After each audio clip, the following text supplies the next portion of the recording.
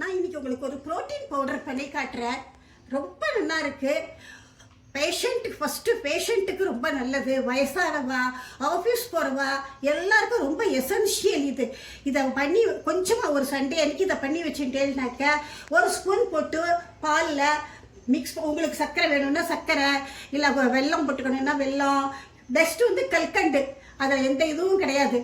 கல்கண்டை போட்டு நீங்கள் குடிச்சிட்டு போனீங்கன்னாக்கா வயிறு முட்டி இருக்குது. ஏன்னா நான் பண்ணி பார்த்தேன், குடிச்சு பார்த்தேன், எனக்கு பிடிச்சிருக்கு. அதனால் உங்களுக்கு நான் அதை ஷேர் பண்ணுறேன். என்னென்ன சீடு வேணும்னு சொல்கிறேன். சியா சீடு, இதுக்கு தமிழில் என்ன பேருன்னு எனக்கு தெரியாது. சன்ஃப்ளவர் சீடு, வாட்டர்மெலன் சீடு, இது தெரியும் எல்லாருக்கும். பொட்டுக்கடலை, ஃப்ளாஸ்க் சீடு, பம்கின் சீடு, அப்புறம் காபூலி சன்னா கொஞ்சமாக, அதாவது பெரிய கொத்துக்கடலை, தேவையான அளவு பாதாம், நிலக்கடலை, முந்திரி, பிஸ்தா, இவ்வளவு தான் தேவையான சாமான்கள். இதை நல்லா வறுத்துக்கணும். ரோஸ்டடாக வறுத்துட்டு அதை ஆறினதுக்கு அப்புறமா மிக்சியில் பொடி பண்ணி அள்ளி வச்சுக்கோங்க. ஏலக்காய் போட்டுக்கோங்க, வேணுங்கிறவா ஏலக்காய் போட்டுக்கலாம். ஏலக்காய் தான் நல்லது. வேறு எதுவும் போட்டாலும் மோரில் கூட ஊற்றி சாப்பிட முடியாது. சர்க்கரை இது பாலில் ஊற்றி சாப்பிட்றதுக்கு ஏலக்காய் தான் போடணும். இதை நல்லா வறுத்து பொடி பண்ணி அள்ளி வச்சுட்டு ஒரு ஸ்பூன் போட்டு பாலில் மிக்ஸ் பண்ணி குடித்தாக்க மத்தியானம் வரைக்கும் உங்களுக்கு தாராளமாக பசிக்காமல் இருக்கும். இப்போ வறுக்கிறேன். இப்போ ஃபஸ்ட்டு காபூலி சன்னா, அதாவது பெரிய கொத்துக்கடலை, அதை வறுத்துக்கிறேங்க வச்சோம். ஏன்னா அது தனியாக வறுத்ததான் மற்றதோட சேர்த்து வறுக்க முடியாது. அதை தனியாக வறுத்துக்கிறேன். இந்த அளவு வறுத்தா போதும். இப்போ இதை எடுத்து விட்றேன். இப்போ காபூலி சன்னாவை எடுத்து வச்சுட்டேன். நான் என்ன ஆல்ரெடி என்கிட்ட பவுடர் இருக்குங்கிற தொட்டு நான் கொஞ்சம் கொஞ்சமாக தான் பண்ணுறேன்.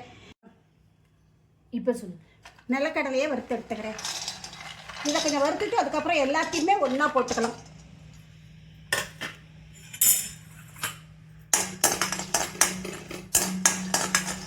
வறுத்துட்டு போச்சு பாருங்க.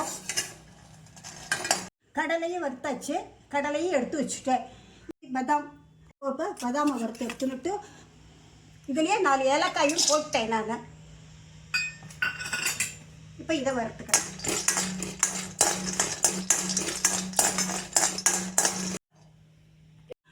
பதாம் வந்து ஜாஸ்தி வறுக்க வேண்டாம், ஏன்னா அதில் இருந்து எண்ணெய் வெளியில் வந்துடும்.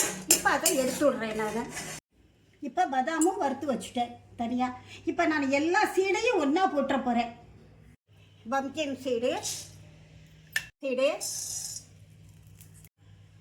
வாட்டர்மெலன் சீடு,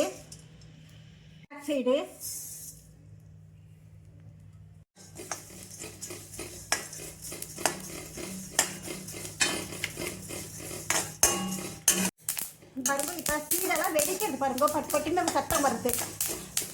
இப்போ இது வெடிச்சாச்சுன்னு அர்த்தம். நல்லா வறுபட்டு எடுத்தோம்.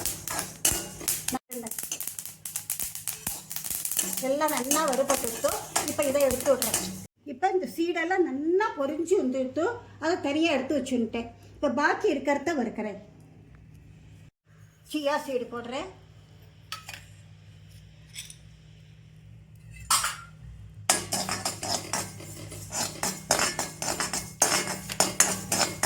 இது பொரியாது, பொரிஞ்ச வாசனை அடிக்கிறது போதும். சியா சீடை வறுத்து எடுத்து வச்சுட்டேன். நல்லா பொரிஞ்சு எடுத்து அதுவும். இப்போ அரிசியும் பொட்டுக்கடலை, கொஞ்சமாக முந்திரி, பாதாம்,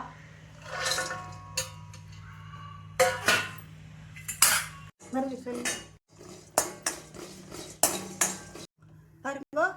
இதில் முந்திரி, பிஸ்தா, பொட்டுக்கடலை, 3 பொட்டுக்கடலையும் நல்லா வறுபட்டு எடுத்து செவந்து போச்சு. அதர்வைஸ் உங்கள்கிட்ட அந்த காபூலி ஃப்ரைடு சன்னா இருந்துன்னு வச்சுக்கோங்க. நம்ம சந்தோஷி மாதாவுக்கு பூஜை பண்ணுவோமே, அந்த முழு பொட்டுக்கடலை அது இருந்து போட்டுட்டேன்னா இன்னும் நல்லாயிருக்கும். என்கிட்ட இல்லை, இப்போ கீழே இறங்க முடியாது. அதை தொட்டு நான் இதை வறுத்து போட்டுருந்துட்டேன். இப்போ எல்லாம் நான் வறுத்து எடுத்து வச்சுட்டேன். இது நல்லா ஆறட்டும். ஆறினதுக்கு அப்புறமா மிக்சியில் பொடி பண்ணி உங்களுக்கு காட்டுறேன். இன்னும் ஒன்றும் சொல்ல மறந்துட்டேன் நான். இம்பார்ட்டண்ட் அதுதான் மக்னா, அதாவது தாமரையோட விதை. இது வந்து இதில் தான் ப்ரோட்டீன் வந்து கணக்கில்லாமல் இருக்கிறது. ப்ரோட்டீன் இதில் தான் இருக்குது.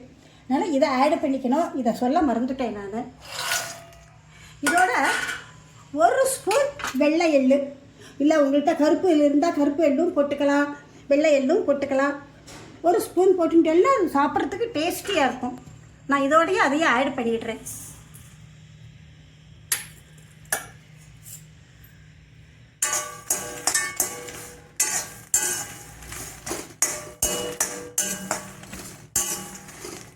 கொஞ்சம் வறுத்தாச்சு, மட்னாவை நல்லா வறுத்தாச்சு. காய் அதாவது தாமரை தண்டை வறுத்தாச்சுன்னா இதில் ரியல் ப்ரோட்டீன் இருக்குது. இதில் பாயசம் பண்ணி சாப்பிட்டேன்னாக்கா அவ்வளவு நல்லா இருக்குது. பாயசத்தையும் முடிஞ்சால் நாளைக்கு மாட்டுப்புண்ணு ஆற்றுல இருந்தான்னா அதை போடுறேன் நாளைக்கு.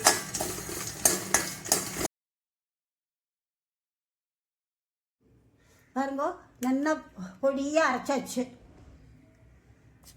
இதை ஒரு ஏர்டைட் கண்டெய்னரில் போட்டு வச்சுட்டேன்னாக்கா உங்களுக்கு அவ்வளவு நல்லா இருக்கும். எப்படி குடிக்கணுங்கிறதையும் நான் உங்களுக்கு காமிச்சு விட்றேன். பாருங்க, கொஞ்சம் ஆறணும் இல்லையா, மிக்சியில் அரைச்சதுனால கொஞ்சம் ஆறணும். கத்த பிளேட்டில் கொட்டி வச்சுருக்கேன். இப்போ நான் இதை வந்து வெள்ளை சர்க்கரை அதாவது நாட்டு சர்க்கரை அதை கொஞ்சமாக எடுத்துட்டுருக்கேன் ஒரு டம்ளருக்காக. இதில் ஒரு ஸ்பூன் பொடி,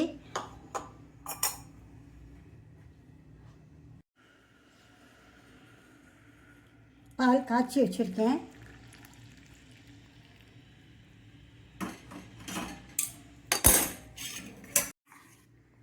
இப்போ இதை நல்லா மிக்ஸ் பண்ணிக்கணும்.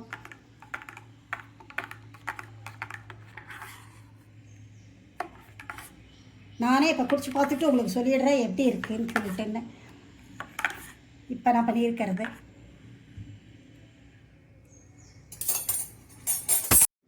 ரொம்ப டேஸ்ட்டாக இருக்குது. நீங்கள் இதே மாதிரி பண்ணி குடிச்சு பார்த்து எனக்கு கமெண்ட்ஸ் போடுங்க எப்படி இருந்ததுன்னு சொல்லிட்டுன்னு.